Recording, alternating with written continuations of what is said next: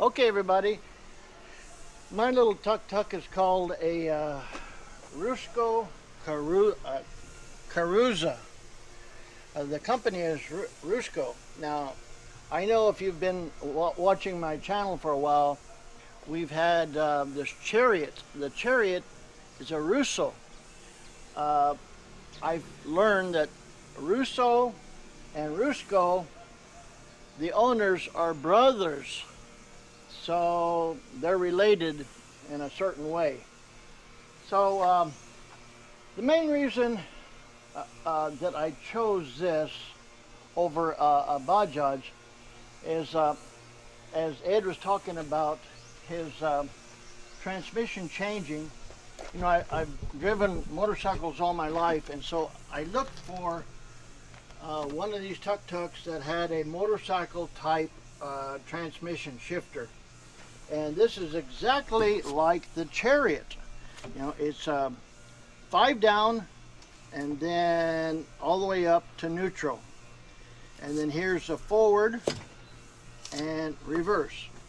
So if you put it in reverse, you've got 5 gears backwards and then 5 gears forward. And like a motorcycle, this is the clutch here. This little switch here is like a quick flashing of the headlights. What that's for, here in the Philippines anyway, if you're coming head to head on a one-way or a one-lane road, and there's a bridge coming up, normally the biggest vehicle, but if I flash my lights, that tells him I'm coming through. So whoever flashes their lights first, that means they're coming through. Also, what I like about this is you can see over here,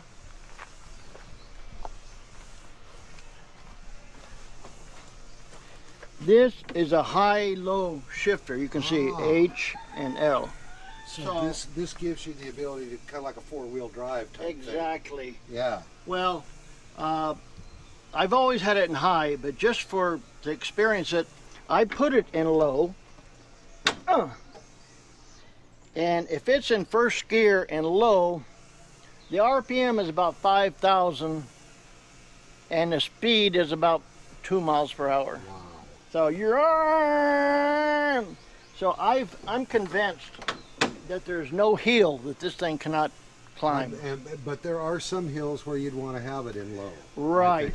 Now, it may be problematic if it's a gravel or that kind of thing, but as far as being steep and power, no problem there. Since we're up here, well, I'll show you. That was the flasher back here. This is the choke here. I rarely use that because, you know, it's normally cold weather. High, low beams. But here's turn on the lights and off. Turn-in signals, which for some reason the frequency of these turn-in signals is beyond my hearing. So Gloria has to tell me, hey, your turn signal like beep, beep, beep. You know. So and it does beep, let you know there's a turn signal on. Horn, honk, honk.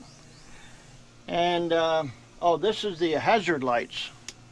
So, but the hazard lights will only come on if the ignition is on. So I don't know about that. It seems to me like they should come on even if the ignition is not on, if it's a hazard. But anyway, so here's you can stay here and I'll go there. Dash.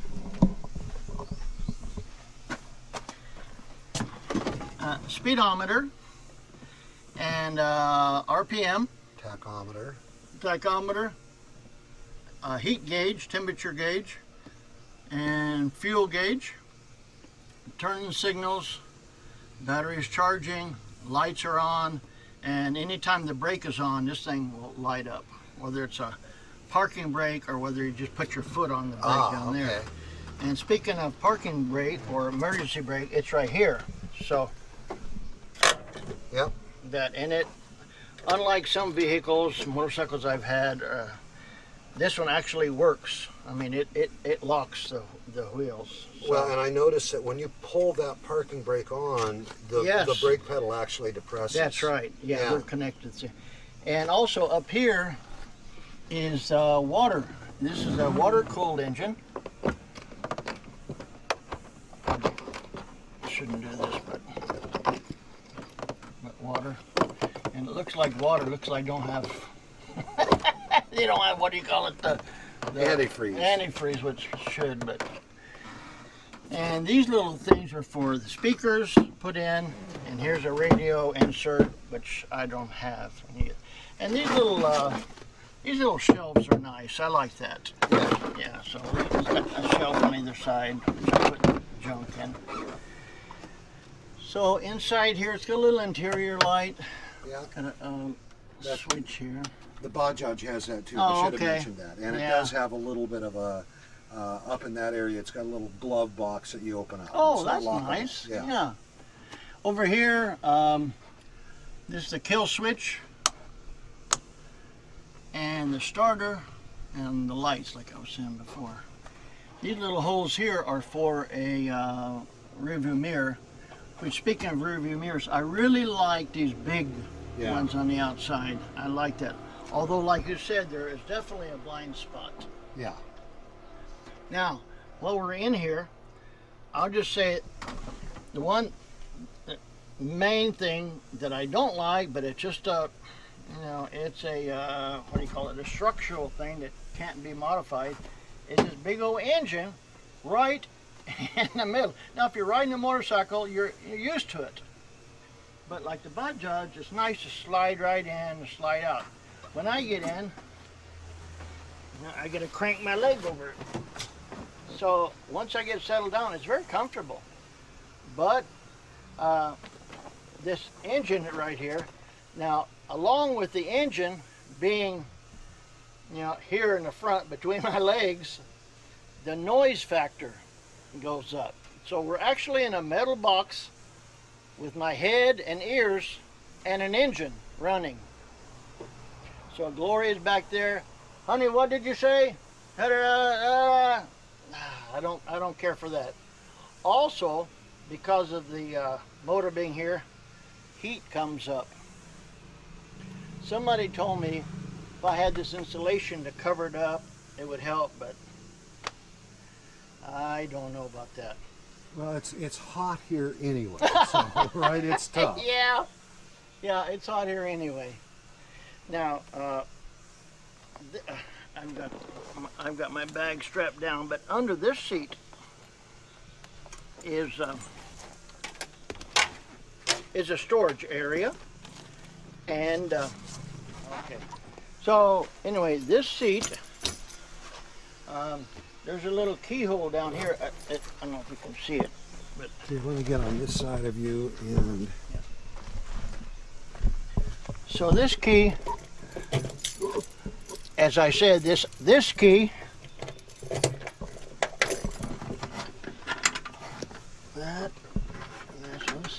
this is like a big glove box, I guess.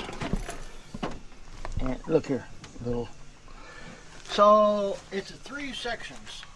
The somewhat of a storage there, right? The battery and the gas tank. Oh, and that's your gas tank. That's the gas tank, yeah. Let me take a picture of that. So I wish the gas tank was bigger, but I think this must be the fuel filter. That is, I'm sure it is. And maybe this goes to the gauge, I don't know. I think it probably does. Yeah. Yeah, I mean, I'm the same way, Bud. I wish mine was bigger, but I'm sure they're always making that balancing act of weight and, so forth. I want it big yet small. Right. Want it big and light. Right. You would love it big and light, but that doesn't work that way. Now over here, I want you to get a look at this. I thought this was going to have a step crank, but of course this is in the way. But I see this. Yes. And then I see this thing here. I don't even want to take it out. I was never taking it out. Right, but that's how you do a hand start. I think it's a hand start thing. And I should try that someday. Yeah. Hi, hello. Just to make sure you know how to do it. Yeah, yeah. But most likely I just call Tano to come and pick me up. Not a bad idea. So, yeah, that's okay. The back seat is spacious. Yes, it's bigger than the Bajaj, without question. And it does fold down. And I'll show you what. Matter of fact, it's dark in here, but I brought a light. So I don't know how this is going to work, but we'll see. It's going to clip back here, and the clip back here. And now what? Something. I think the whole thing falls down. Yeah. The whole thing falls down. And look, see, look at this. These guys here? Yeah, look. Well, the light is. Right. Oh, look, there's a coffee cup. There's the owner's manual. I may need that someday. I guess they wanted to. Well, you've got a fair amount of storage area back here. Look at here. I don't know if you can see. You got him? Yeah.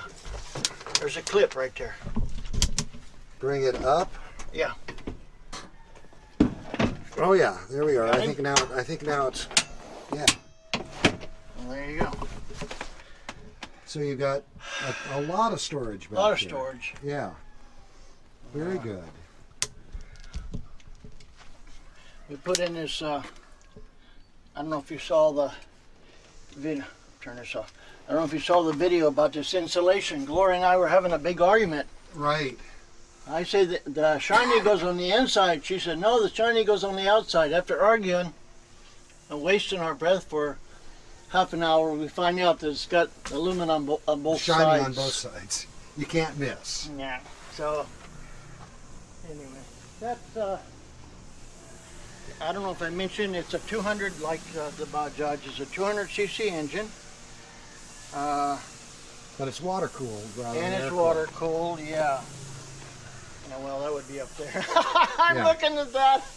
And here's the gas. Yeah. So, I'm not sure what more. Curtains were very expensive, and they didn't come with it. So, They're not very expensive, but they're cool looking. There's no way in the world you cannot notice Bud coming down the road. Absolutely. yeah. You know, maybe dimensions wise, we were saying that we thought that Without question, this is bigger. So we're 52, it looks like. about 52 inches wide. And yeah, you can see it's quite a bit less wide. Yeah. 4.5 inches. Yeah. And it's definitely longer because it's got more area back here. I'm just going to show that what we didn't show before, the inside light here on the Bajaj and this storage area up here that you've got. And then this is the light. All righty, folks. Well, we probably missed some points, but I just asked Gloria on the way over. I said, how much did we pay for this? She said $145,000. Right. So this is the Rusco is a little bit less, like 30,000 pesos less for the base model. Yeah. And then you and Gloria added the curtains. Yeah. John added the curtains for another 7,000 pesos, making 185. But that engine in the front is probably the biggest complaint I have. But although I don't know, it is what it is. So. Right. And I believe these are. No, that's a disc. Or wait a minute, is that a disc? I don't know. Maybe not. Maybe it's an expand. What do you call it? Caliper type. Yeah. I don't know. This is disc brakes all the way around. from what I understand. And you can see here that it also has got shock absorbers and springs all the way around. Shock and springs. Yes. Sure enough. This has just got shocks on it there. So the tires here are a little bit bigger. they are. Well, I don't know if we can see it from here. What it comes down to are priorities. What's important to you and what's not so important.